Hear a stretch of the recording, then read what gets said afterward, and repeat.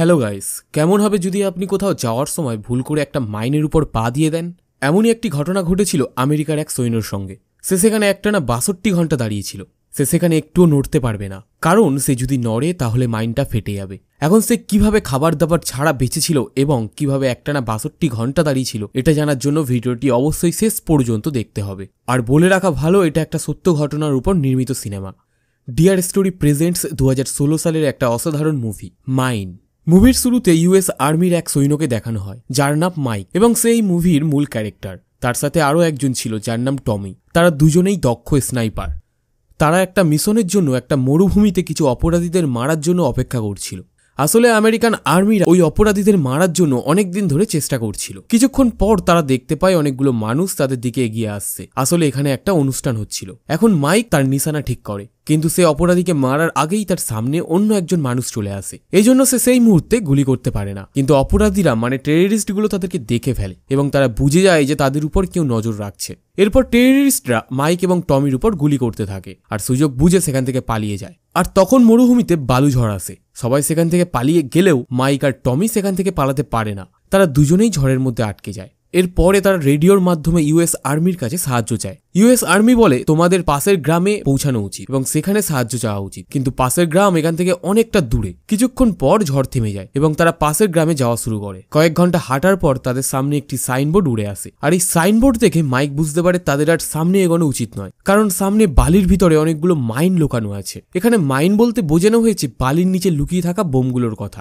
এখন মাইক টমিকে বলে আমাদের সামনে এগোনো উচিত হবে না, কিন্তু টমি তার কথা শুনে না। টমি বলে পাশের গ্রাম এখান থেকে খুব বেশি দূরে না, আমরা খুব তাড়াতাড়ি সেখানে পৌঁছাতে পারবো, কিন্তু আমরা যদি সেখানে না যাই তাহলে আমরা এমনি জলের অভাবে মারা যাব, কিন্তু আমরা যদি সেখানে পৌঁছাই তাহলে আমরা বাঁচতে পারবো। কিন্তু মাইক এর পরেও সামনে এগোতে চাইছিল না, কারণ সে জানে সামনে বিপদ হতে পারে। কিন্তু টমির জোড়াজুড়ির জন্য শেষ পর্যন্ত মাইক রাজি হয়। এরপর টমি আগে আগে যেতে থাকে মাইককে সাহস দেখানোর জন্য যে বালির নিচে কোনো মাইন নেই। কিন্তু তখনই তার একটা পা মাইনের মধ্যে পড়ে যায় এবং বড় একটা ব্লাস্ট হয়। এরপরে দেখানো হয় ব্লাস্টের জন্য টমির 2 পা নষ্ট হয়ে গেছে। এখন মাইক যখন টমিকে সাহায্য করার জন্য এক পা সামনে দেয়, তখনই ক্লিক করে একটা শব্দ হয়। এবার মাইকের পাও একটা মাইনের উপর পড়েছে। এখন মাইক যদি তার পা সরিয়ে ফেলে তাহলে সে নিজেও ব্লাস্ট হয়ে মারা যাবে। তবুও মাইক তার বন্ধুকে সাহায্য করতে চায়। মাইক টমিকে বলে রেডিওর মাধ্যমে আর্মির সাথে কথা বলে সাহায্য চাও, কিন্তু টমি খুব বেশি আহত ছিল, সে একটু নড়তে পারছিল না। টমি সবার আগে নিজেকে একটা পেইন কিলার ইঞ্জেকশন দেয় যাতে তার ব্যথাটা কিছুটা কমে। এরপরে সে রেডিওতে কল করার চেষ্টা করে, কিন্তু এতক্ষণে তার ব্যথা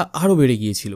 এই জন্য সে কিছুই করতে পারেনি। এখন মাইকের কিছু করার ছিল না, কিন্তু সে তার বন্ধুকে তার চোখের সামনে এভাবে মরতে দিতে পারে না। এই জন্য সে বলে যা কিছু হয়ে যাক, আমি সামনে যাচ্ছি। এই মাইন অনেক বছরের পুরনো, এখন হয়তো নষ্ট হয়ে গিয়েছে, আমার কিছুই হবে না। কিন্তু টমি বলে তুমি একটুও নড়বে না, মাইনগুলো নষ্ট হয়নি, নষ্ট থাকলে আমার কিছুই হতো না। এখন টমি নিজের পিস্তল বের করে তার মাথায় ঠেকায় এবং নিজেকে গুলি করার আগে সে বলে তোমাকে নিজে বাঁচতে হবে মাইক। এরপর সে নিজেকে গুলি করে মেরে ফেলে। আসলে ব্লাস্টের জন্য টমি অনেক বেশি আহত হয়ে গিয়েছিল এবং ব্যথায় ছটফট করছিল। এত বেশি ব্যথা সে নিতে পারছিল না, আর এর জন্য সে নিজেকেই গুলি করে মেরে ফেলে। আর এখন মাইক এখানে একা ফেসে যায়। সে কিছুই বুঝতে পারছিল না যে তাকে এখন কি করতে হবে। সে প্রথমে তার মাথা ঠান্ডা করে, এরপর সেই রেডিওর ব্যাগটাকে তার কাছে নিয়ে আসে। সে দেখতে পায় রেডিওর ব্যাটারি নষ্ট হয়ে গিয়েছে এবং রেডিওর আরও একটা ব্যাটারি টমির পকেটে আছে। এখন মাইক ব্যাটারিগুলোকে সোলার এনার্জির মাধ্যমে চার্জ করে এবং ইউএস আর্মির কাছে কল করে সাহায্য চায়। সে বলে আমার সাহায্য দরকার, আমার সঙ্গী মারা গেছে এবং আমি একটা মাইনের উপর দাঁড়িয়ে আছি। তখন ইউএস আর্মি থেকে বলে তুমি যেখানে দাঁড়িয়ে আছো সেখানে কিছুক্ষণ পরপর ঝড় হয়, এজন্য আমরা সেখানে কোনো বিমানের সাহায্য পাঠাতে পারবো না, কিন্তু আমরা তোমার কাছে একটা টিম পাঠাবো। ওই টিম তোমার কাছে পৌঁছাতে 52 ঘন্টা টাইম লাগবে। এর মানে মাইককে এখনো প্রায় 52 ঘন্টা দাঁড়িয়ে থাকতে হবে। মাইকের বন্ধু টমির মৃত্যুতে সে অনেক ভেঙে পড়েছিল।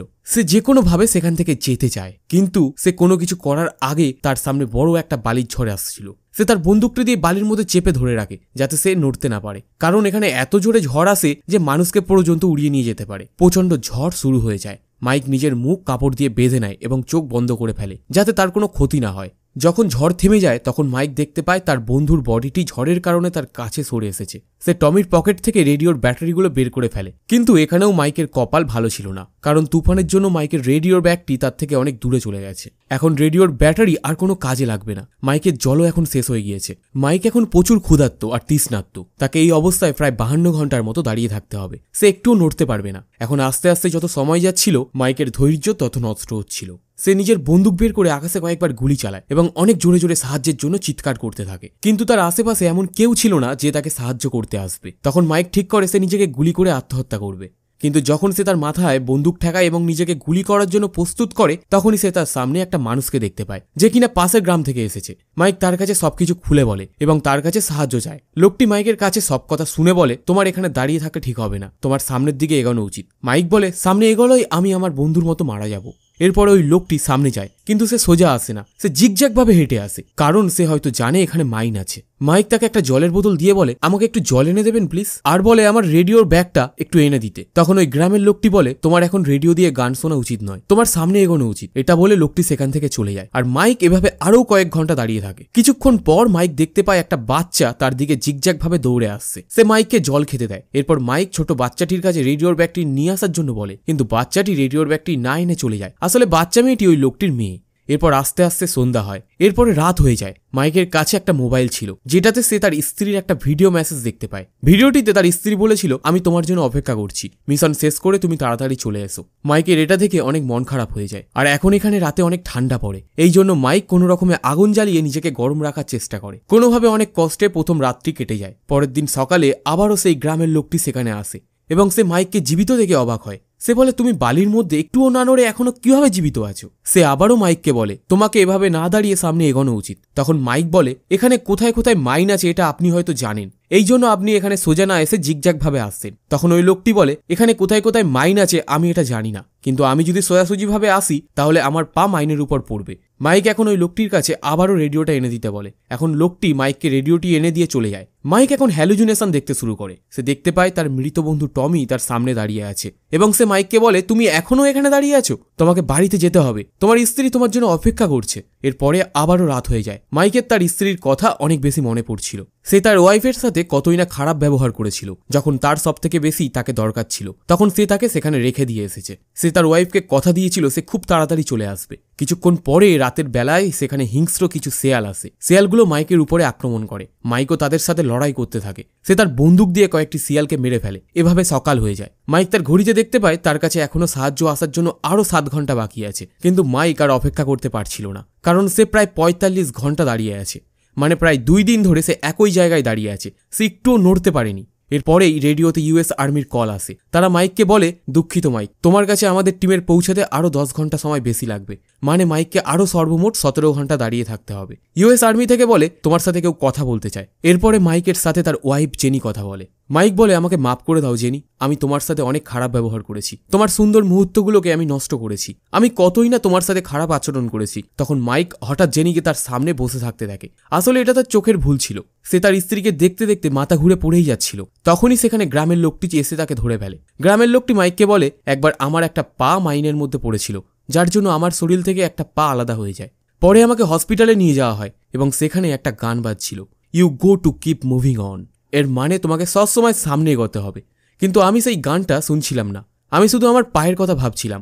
আমি ভাবছিলাম আমার ভবিষ্যৎটা নষ্ট হয়ে গেল। এরপর সেখানে একটা নার্স আসে। নার্সটি আমাকে দেখে হাসছিল। তারপর আমি গানটা আবারও শুনি, তোমাকে সামনে যেতে হবে। এরপর আমি আমার স্ত্রীর সাথে দেখা করি এবং আমাদের একটা মেয়ে হয়। আসলে আমাদের কখনোই হার মানা উচিত নয়। আর তোমাকে আমি আরেকটা কথা বলি, আমি এখান থেকে মাইনগুলো বের করে বাজারে বিক্রি করি, আর এই মাইনগুলো বের করার পরে সেখানে একটা টিনের কৌটা রেখে দিই, যাতে আর্মিরা কখনো সন্দেহ না করে যে মাইনগুলো এখান থেকে কেউ বের করেছিল কিনা। তখন মাইক বলে, আমি তোমার মেয়েকে দেখেছি, সে অনেক সুন্দর, সে আমাকে জলের বোতল দিয়েছিল। তখন ওই গ্রামের লোকটি বলে, কয়েক বছর আগে আমার মেয়ে একটা মাইনের উপর পা রেখেছিল, পরে তা ব্লাস্ট হয় এবং সে সেখানে মারা যায়। কিন্তু আমিও তোমার মতো মাঝে মাঝে আমার মেয়েকে দেখতে পাই। আমি আমার জীবনে অনেক কিছু হারিয়েছি, কিন্তু আমাদের জীবনে যাই হোক না কেন আমাদের সবসময় সামনে এগোতে হবে। এরপর লোকটি তার সামনে এগোতে শুরু করে। মাইক তার সাথে তার মেয়েকেও দেখতে পায়। কিছুক্ষণ পরে মেয়েটি সেখান থেকে গায়েব হয়ে যায়। এরপর মাইক তার অতীতকে দেখতে পায়। তার মা তাকে একবার বলেছিল, তোমাকে সবসময় সামনে এগোতে হবে, কখনো থেমে থাকা যাবে না। তখনই হঠাৎ করে কেউ মাইককে গুলি করতে থাকে। আসলে এরা সেই অপরাধী যাদেরকে তারা মারতে এসেছিল। তারা মাইককে গুলি করছিল, কিন্তু মাইক খুব সাহসিকতার সঙ্গে তাদের একজন একজন করে সবাইকে মেরে ফেলে। কিছুক্ষণ পর সেখানে ইউএস আর্মির টিম এসে যায়, কিন্তু এত বড় মরুভূমি থেকে তাকে খুঁজে বের করা এত সহজ ছিল না। মাইকের তার অবস্থান জানানোর জন্য একটাই উপায় ছিল, আর সেটা হলো ফ্লেয়ার গানের সাহায্যে তার অবস্থান দেখানো। কিন্তু ফ্লেয়ার গানটি তার থেকে একটু দূরেই পড়েছিল। এখন সে মাইন থেকে পা সরাতে পারছিল না। যদি সে ফ্লেয়ার গানটি না নেয় তাহলে আর্মিরা তাকে সাহায্য ছাড়াই চলে যাবে, আর তাকে এভাবেই মরতে হবে। তখন সেই গ্রামের লোকটির কথা মনে পড়ে তার, তোমাকে সবসময় সামনে এগোতে হবে। এবার মাইক সাহস করে এক পা সামনে এগিয়ে যায়, কিন্তু পা সামনে দেওয়ার জন্য কোনো ব্লাস্টই হয় না। মাইক এটা দেখে সম্পূর্ণ অবাক হয়ে যায়। আর সে যখন সেই জায়গায় বালি খুঁড়ে দেখে তখন সেখানে সে একটি টিনের বাক্স দেখতে পায়। এর মানে গ্রামের লোকটি ঠিকই বলেছিল যে সে সেখানে মাইন সরিয়ে টিনের কৌটা রেখেছে। মাইক তখন সেখানেই শুয়ে পড়ে এবং তার স্ত্রীর জন্য কান্না করতে থাকে। সে এখন তার পরিবারের কাছে ফিরে যেতে পারবে। পরের দৃশ্যে আমরা দেখতে পাই মাইক তার দেশে ফিরে গেছে। সে সব শত্রুদের মেরে এসেছে, মানে মিশন কমপ্লিট করে এসেছে। এখন সে তার স্ত্রীর কাছে ফিরে এসেছে, কারণ সে তার স্ত্রীকে কথা দিয়েছিল সে ফিরে আসবে। আর এই সত্যি কাহিনীটা এখানেই শেষ হয়।